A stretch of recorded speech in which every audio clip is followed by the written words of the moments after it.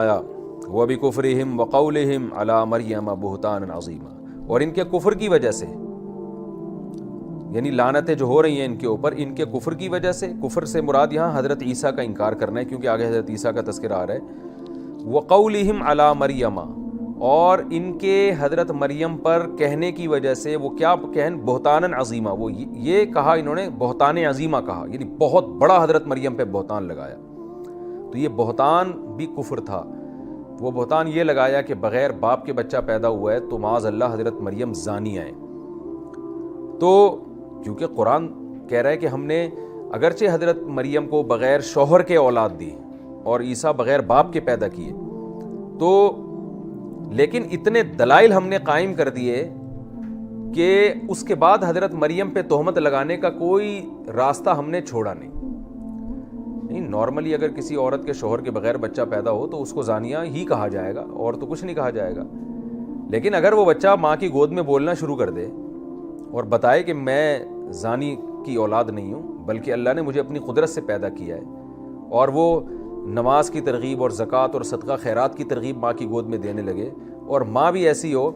جس کے بارے میں یہ ہو کہ پیغمبروں کی اولاد میں ہے، آج تک اس ماں کا ناخن کسی نے نہیں دیکھا، اتنی حیادار، اتنی پاک دامن، تو اچانک کیسے ہی ایسے ہو سکتا ہے؟ اور دوسری بات، اس خاندان میں پہلے سے کرامتیں اور معجزے نظر بھی آ رہے ہیں ساری دنیا کو،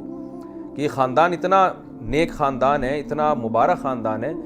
کہ ساری دنیا، سارے بنی اسرائیل دیکھ رہے تھے بھائی ان کے ہاں کچھ اچنبے کی باتیں ہوتی ہیں، کچھ عجوبے ہوتے ہیں ان کے ہاں، ان کے تقوی کی وجہ سے، جیسے حضرت مریم کو بے موسم پھل ملتے تھے، سب بنی اسرائیل دیکھتے تھے۔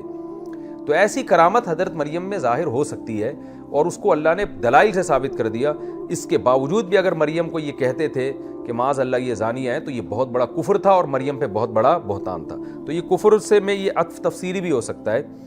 تفسیری کا مطلب ہوتا ہے واو کا مطلب وہ کفر کی آگے تفصیل آ رہی ہے، یعنی کفر یہی تھا کہ حضرت مریم پہ بہتان لگانا۔ وقولہم، اور ان کے اس کہنے کی وجہ سے، وہ کیا کہا تھا انہوں نے جس کی وجہ سے ان پر لعنتیں ہوئی؟ وہ یہ کہا، انا قتلنا المسیح، ہم نے مسیح کو قتل کر دیا ہے، یعنی عیسیٰ ابن مریم کو۔ حضرت عیسیٰ علیہ السلام کا نام تو عیسیٰ تھا مگر لقب مسیح تھا۔ تو مسیح اس لیے کہ بعض لوگوں نے کہا کہ وہ سیح سے نکلا، یہ ساحہ یسیح کا معنی زمین میں چلنے پھرنے والا۔ تو اس وقت تو حضرت عیسیٰ نے زیادہ سفر نہیں کیا، لیکن قرب قیامت میں حدیث میں آتا ہے جہاد کریں گے پوری دنیا میں، تو سیاحت ہوگی، پوری دنیا میں آپ کا سفر ہوگا، تو اس لیے ان کا لقب پہلے سے مسیح رکھا گیا۔ اور مسیح مسح سے بھی ہو سکتا ہے، مسح یمسح مسحا، مس کا معنی ہوتا ہے چھونا۔ تو حضرت عیسیٰ علیہ السلام کوڑ کے مریض کو ہاتھ لگاتے، چھوتے، وہ شفا مل جاتی، نابینا کے آنکھوں پہ ہاتھ رکھتے، اس کی بینائی لوٹ آتی، تو مسح سے بھی ہو سکتا ہے کہ یہ نکلا ہو، تو اس لیے آپ کا لقب مسیح تھا۔ فرمایا یہ کہتے تھے ہم نے مسیح عیسیٰ ابن مریم جو اللہ کے رسول ہیں ان کو قتل کر دیا، یعنی تنزیہ کہتے تھے اللہ کے رسول کو۔ جیسے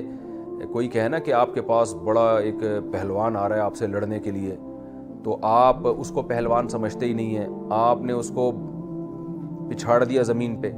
اور آپ کا یہ دعویٰ یہ تو کمزور ہے، لیکن آپ تمسخر میں بتاؤ گے وہ تمہارا جو پہلوان تھا نا اس کو میں نے پچھاڑ دیا، یعنی مطلب وہ پہلوان نہیں تھا، ورنہ اس کو پچھاڑ کیسے سکتا تھا میں؟ تو یہ تنزیہ۔ تو وہ کہتے تھے ہم نے مسیح عیسیٰ ابن مریم جو اللہ کے رسول ہیں ان کو قتل کر دیا۔ تو اتنے یعنی کفر بھی کرتے تھے اور پھر اس پہ فخر بھی کر رہے ہیں۔ وما قتلوہ، حالانکہ انہوں نے عیسیٰ کو قتل نہیں کیا، وما صلبوہ، اور نہ انہوں نے عیسیٰ کو سولی پہ لٹکایا، ولکن شبہ لہم، معاملہ مشتبہ کر دیا گیا۔ وہ معاملہ مشتبہ کا کیا گیا؟ وہ یہ کہ اللہ نے عیسیٰ علیہ السلام کو آسمانوں پہ اٹھا لیا، انہی کی شکل کے ایک آدمی کو انہوں نے لٹکا دیا، اس لیے کہ نارملی ایسا ہوتا نہیں ہے، جیسے 6 آدمی کہیں کمرے میں بیٹھے ہوں تو آپ ظاہر ہے انہی میں سے سمجھیں گے نا کسی کو، حضرت عیسیٰ وہاں موجود تھے، اللہ نے اٹھایا تو یہودی حیران ہو گئے کہ حضرت عیسیٰ گئے کہاں ہیں، تو ان کی شکل کے ایک آدمی کو انہوں نے لٹکا دیا۔ اب پھر کنفیوژن میں آ گئے کہ وہ بندہ ہمیں عیسیٰ لگتا نہیں تھا، لیکن اگر وہ عیسیٰ نہیں تھا تو پھر عیسیٰ کہاں گئے؟ تو یہ کنفیوژن ان میں پیدا ہو گئی، اور اس کی وجہ سے جو اختلاف ہوا، قرآن کہہ رہے اب تک وہ اختلاف باقی ہے، کیونکہ بعض نے کہا نہیں بھائی عیسیٰ کو اللہ نے اٹھایا آسمانوں پہ، کیونکہ تورات میں یہ بات لکھی ہوئی تھی، آج بھی موجود ہے، عیسائی آج بھی اس بات کے معترف ہیں کہ حضرت عیسیٰ علیہ السلام کی جو خوشخبریاں پچھلی آسمانی کتابوں میں دی گئی تھیں، ان میں ان کی صفات میں، علامات میں یہ بات بھی شامل تھی کہ اس نبی کو اللہ آسمانوں پہ اٹھائیں گے زندہ۔ آج بھی آپ کسی بھی عیسائی پادری سے پوچھیں، وہ کہتا ہے کہ اللہ نے حضرت عیسیٰ کو آسمانوں پہ زندہ اٹھایا ہے، کیونکہ پچھلی آسمانی کتابوں میں حضرت عیسیٰ کی یہ علامتیں موجود تھیں۔ تو آج عیسائی سب تقریباً جن سے میری ملاقات ہوئی ہے، جن عیسائیوں سے، وہ سب اس بات کا، جو ان میں پڑھے لکھے ہیں، وہ سب اس بات کا اعتراف کرتے ہیں کہ حضرت عیسیٰ علیہ السلام زندہ آسمانوں پہ اٹھے۔ البتہ وہ یہ کہتے ہیں کہ پہلے قتل ہوئے ہیں، یہودیوں نے آپ کو قتل کیا ہے، عیسائیوں کے سارے گناہ معاف کرنے کا کفارہ دیا، پھر قبر میں ان کو دفن کیا گیا، اور پھر قبر سے بالکل ایسے زندہ ہو کے جیسے انسان اس زندگی میں زندہ ہوتا ہے، وہ آسمانوں پہ چلے گئے، کیونکہ یہ علامات تھیں۔ تو کچھ عیسائیوں نے کہا نہیں بھائی، وہ ڈائریکٹ آسمانوں کی طرف گئے ہیں۔ تو آسمان پہ جانے پہ تو ساری عیسائیت متفق ہے، لیکن اس میں یہ کہ انتقال کے بعد گئے ہیں، زندہ گئے ہیں، تو یہ کنفیوژن عیسائیوں میں پیدا ہوئی، اور یہودیوں میں بھی یہ پیدا ہو گئی کہ ہم نے قتل کس کو کیا ہے، ان کو کیا ہے یا